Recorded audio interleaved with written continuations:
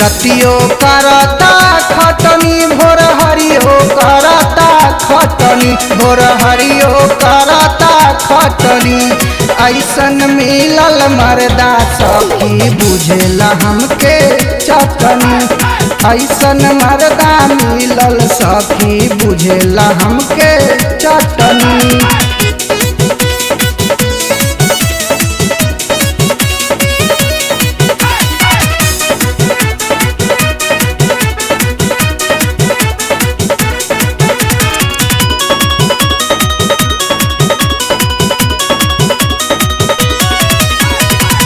लहंगा मंगौले रहनी सखी होलीज पर ऐसन खटौले दाग भइल हमरा चीज पर।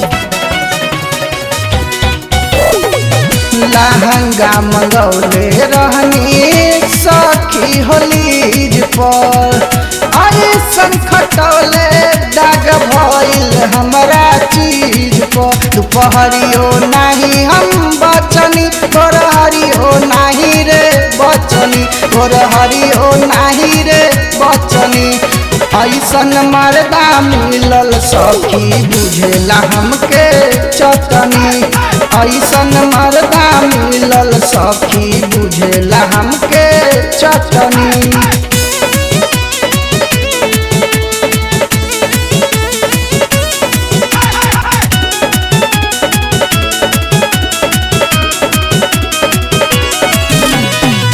रात भर सुते नाही देले हमके अंगूर से खोदी तंग करे मोरे अंग के। रात भर सुते नाही देले हमके अंगूर से खोदी तंग करे मोरे अंग के। अगड़ियो करता जोतनी पिछड़ियो करता जोतनी पिछड़ियो करता जोतनी ऐसन मिलल मर्दा सखी बुझेला हमके चटनी ऐसन मिलल मर्दा सखी बुझेला हमके चटनी।